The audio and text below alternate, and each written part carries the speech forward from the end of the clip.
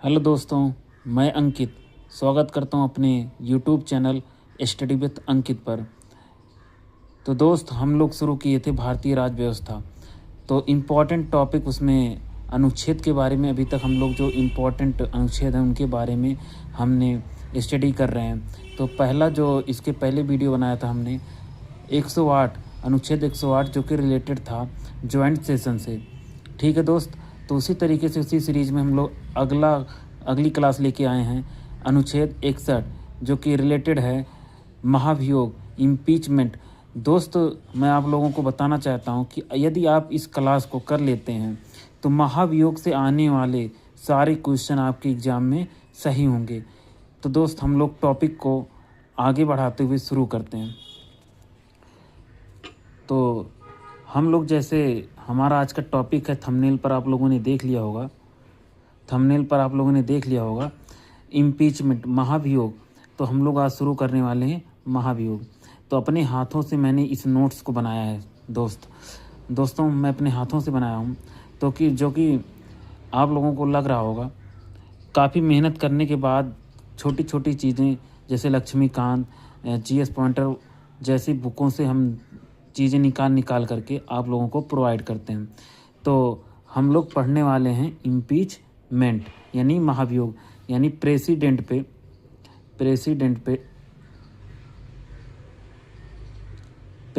पे जो राष्ट्रपति होते हैं उनके ऊपर महाभियोग लाया जाता है। ठीक है, अब अगर एग्ज़ाम में आता है दोस्त कि किस अनुच्छेद में महाभियोग की प्रक्रिया है,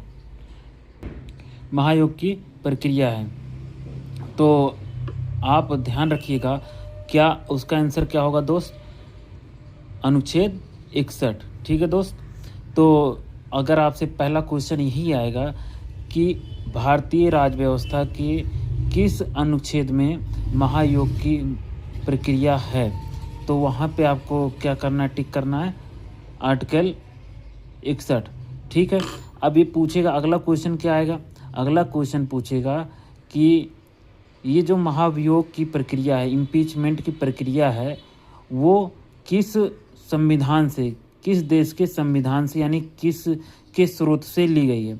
तो आप ध्यान रखिएगा कि आपसे अगर एग्ज़ाम में पूछता है किस देश से लिया गया है, तो वो आपका आंसर क्या होगा दोस्त, अमेरिका यानी यूएसए से आपका ये जो है यूएसए से ये महाभियोग की प्रक्रिया ली गई है। ठीक है दोस्त, अब अगला जो पॉइंट है, नोट पॉइंट क्या है क्वेश्चन। अब देखिए, ये हो गया वनडे एग्ज़ाम, यहाँ तक आपका वनडे एग्ज़ाम क्वेश्चन पूछेगा। ठीक है, अब इसके आगे जो कि थोड़े अच्छे एग्ज़ाम जैसे वीडियो हो गया, वीडियो या जैसे लोअर पीसीएस अभी आ रही है वैकेंसी। ठीक है, इन सब में अब क्या पूछेगा एग्ज़ाम, अगला पॉइंट क्या पूछेगा, पूछ लेगा महाभियोग शब्द संविधान में कितनी बार और कहाँ पर प्रयोग में, मतलब कितनी बार प्रयोग हुआ है या कहाँ पे आया है। तो आप ध्यान रखिएगा संविधान में, भारतीय संविधान में महाभियोग की प्रक्रिया का शब्द का प्रयोग मात्र केवल दो जगह पे, कितनी जगह पे, दो जगह पे हुआ है। यानी जो आर्टिकल है 56 और आर्टिकल जो है 61 हम लोग पढ़ ही रहे हैं। और इसके पहले हम लोगों ने मैं आपको जब अनुच्छेद 56 कराऊंगा उसमें आपको बता दूंगा कि ये किस प्रक्रिया से, मतलब किस प्रकार से महाभियोग शब्द वहाँ पे आया हुआ है। तो आपको एक लाइन में ये ध्यान रखिएगा, एक लाइन में आपको ध्यान रखना है कि आर्टिकल 56 किससे रिलेटेड है, जो है राष्ट्रपति के कार्यकाल से। किससे दोस्त, राष्ट्रपति के कार्यकाल से। ठीक है, यानी अगर आपसे क्वेश्चन पूछे कि महाभियोग शब्द जो है भारतीय संविधान में कितनी बार प्रयोग हुआ है, तो आपका आंसर क्या होगा, 2 बार। कहाँ पे, एक तो हुआ है आर्टिकल 56 में और दूसरा हुआ है अनुच्छेद 61 में।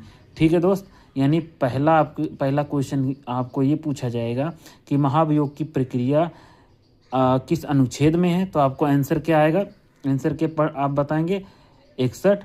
और किसके संविधान से, अगला क्वेश्चन क्या बनेगा, किसके संविधान से लिया गया है, तो आप ध्यान रखिएगा, वहाँ पे अमेरिका के संविधान से ये जो है लिया गया है। ठीक है दोस्त। तो अब आगे इसके हम लोग पढ़ते हैं कि महाभियोग की प्रक्रिया जो है, इसका आधार क्या माने हम लोग, इसका आधार क्या मानेंगे। ठीक है दोस्त। तो संविधान का अतिक्रमण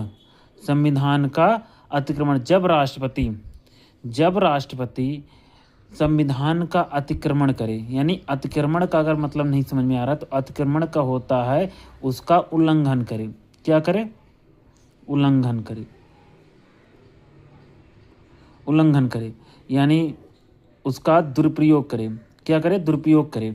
तो वहाँ पर हम लोग क्या करते हैं, जो भारत की संसद है वो क्या करती है, उस राष्ट्रपति के, मौजूदा राष्ट्रपति के ऊपर इम्पीचमेंट यानी महाभियोग प्रस्ताव पारित करती है। क्या करती है? महाभियोग प्रस्ताव पारित करती है। ठीक है दोस्त।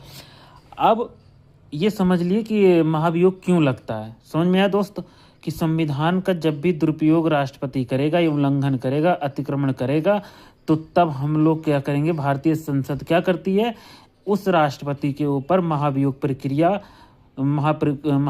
की प्रक्रिया का प्रस्ताव पारित करती है। अब प्रस्ताव होता कैसे है, किस प्रकार से प्रस्ताव लाया जाता है, या इसके बारे में क्या क्या जानकारी है, हम लोग आगे इसके बारे में डिस्कस करते हैं। यानी प्रस्ताव चाहे वो लोकसभा हो चाहे राज्यसभा हो, दोनों सदन, यानी इसको बोलें राज्यसभा को बोलते हैं उच्च सदन और लोकसभा को बोलते हैं निम्न सदन। यानी चाहे वो उच्च सदन में लाए चाहे वो निम्न सदन में लाया जाए, दोनों में से किसी भी सदन में प्रस्ताव लाया जा सकता है। लेकिन जरूरी बात क्या है, लाने से पहले जब भी महाभियोग प्रक्रिया जो है, महाभियोग का प्रस्ताव लाया जाएगा, उससे 14 दिन पूर्व, कितने दिन पूर्व, 14 दिन पूर्व राष्ट्रपति को नोटिस देना होगा। क्या करना पड़ेगा, उस 14 दिन पहले क्या करना पड़ेगा, राष्ट्रपति को नोटिस देना पड़ेगा कि आपके खिलाफ हम लोग महाभियोग प्रक्रिया मतलब महाभियोग का प्रस्ताव लाने जा रहे हैं, लोकसभा या राज्यसभा में किसी भी सदन में।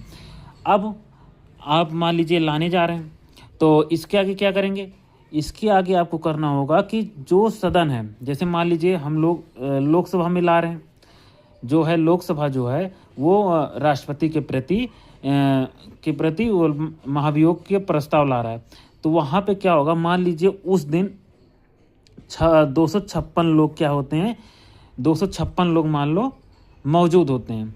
प्रस्ताव जिस दिन लाया जाता है उस दिन मान लो 256 लोग मौजूद होते हैं, तो उनका 1/4 यानी 256 का 1/4 मतलब 256 उनका 1/4 यानी कितने सदस्य होंगे, यानी हो जाएंगे 64।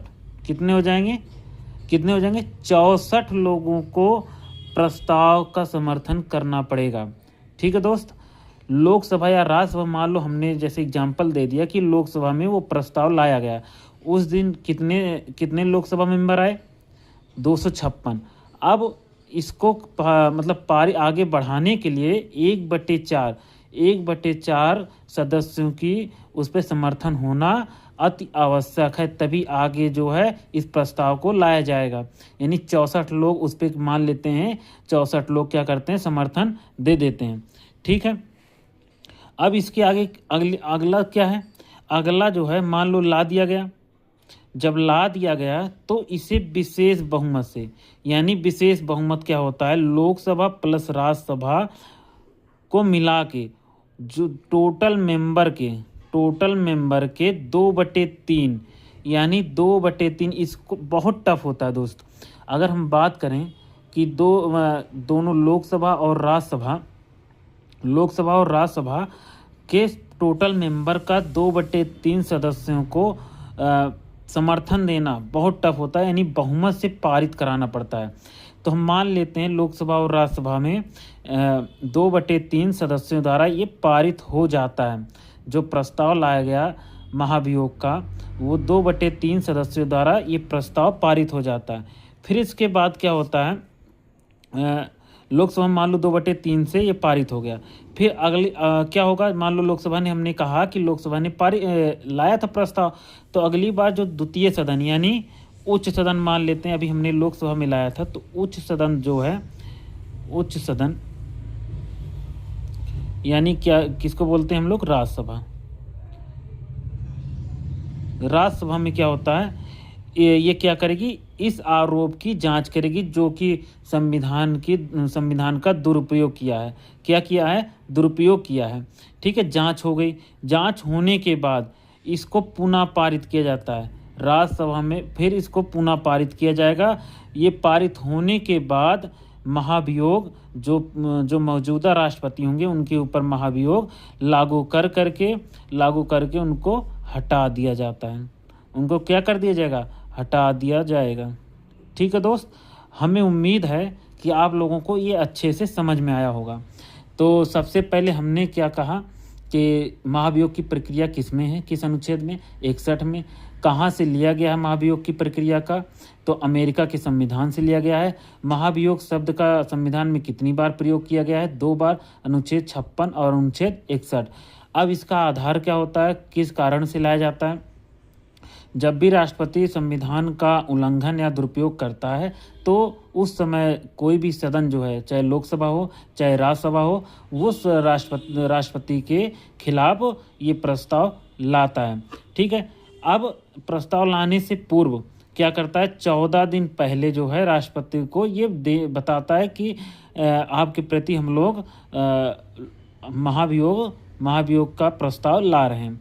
तो उस समय जब प्रस्ताव लाया जाता है तो 1/4 से क्या करते हैं, समर्थन मिलता है। समर्थन मिलने के बाद ये विशेष बहुमत से 2/3 यानी 2/3 सदस्यों द्वारा इसे पारित हो जाता है। किसी भी सदन में, जो सदन मान लो लोकसभा हमने अभी पढ़ा, लोकसभा के में पारित हो जाता है 2/3 से।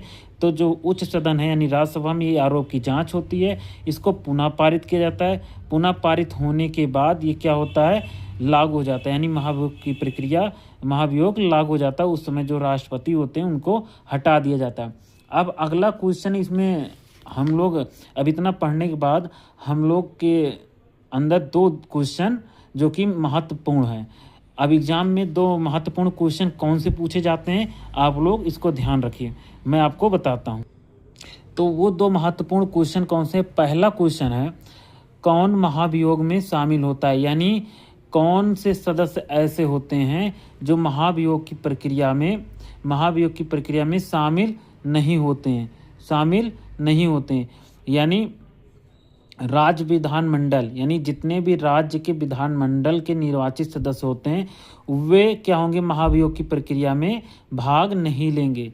ठीक है, अब अगले कौन से होते हैं, देखो, जब राष्ट्रपति का चुनाव होता है उस समय राज्य विधानमंडल और 17वें संविधान संशोधन से जो 2 स्टेट यानी दिल्ली और पुदुचेरी बने थे, यहाँ के सीएम जो होते हैं ये लोग भी क्या करते हैं, राष्ट्रपति के चुनाव में भाग लेते हैं। लेकिन जब महाभियोग लाया जाता है तो दिल्ली और पुदुचेरी के जो सदस्य होंगे वो इस समय महाभियोग की प्रक्रिया में, जो प्रस्ताव में शामिल नहीं होंगे, हटाने में नहीं शामिल होंगे। और सीएम भी जो होते हैं निम्न सदन के, उनको भी शामिल नहीं किया जाता। ठीक है, यानी 3 चीज़ें, एक राज्य विधानमंडल, दूसरा दिल्ली और पुदुचेरी के सदस्य, और तीसरा जितने भी सीएम हैं निम्न सदन के, वो सभी इस महाभियोग शामिल नहीं होंगे। ठीक है दोस्त, अब अगला क्वेश्चन क्या होता है, तो अगला क्वेश्चन होता है महाभियोग में कौन शामिल होता है। इतने लोग शामिल नहीं होते, तो शामिल कौन होगा, यानी निर्वाचित सदस्य। जो निर्वाचित सदस्य होते हैं लोकसभा और राज्यसभा में, वो लोग महाभियोग प्रक्रिया में जो होता है प्रस्ताव में, ये लोग वोटिंग करते हैं, यानी समर्थन, या कह दें कि समर्थन कोई दे रहा कोई नहीं दे रहा, वो जो है लोकसभा और राज्यसभा के सदस्य इसमें शामिल होते हैं। और जो मनोनीत किए जाते हैं सदस्य, जो राष्ट्रपति मनोनीत करता है, वो भी इसमें शामिल होते हैं। ठीक है दोस्त, तो इस तरीके से ये आपका जो है अनुच्छेद 61 समाप्त होता है। ठीक है, जो भी डाउट रह गए हैं वो हमें कमेंट करके आप लोग हमें कमेंट बॉक्स में बताएं, और जो भी कमी हो या कोई डिस्कस करने में कोई पॉइंट छूट गया या कोई गलती हुई हो तो हमें ज़रूर एक बार बताया करें, ताकि हम उसको सुधारने का प्रयास करें। ठीक है दोस्त, तो मिलते हैं हम अगले वीडियो में। धन्यवाद।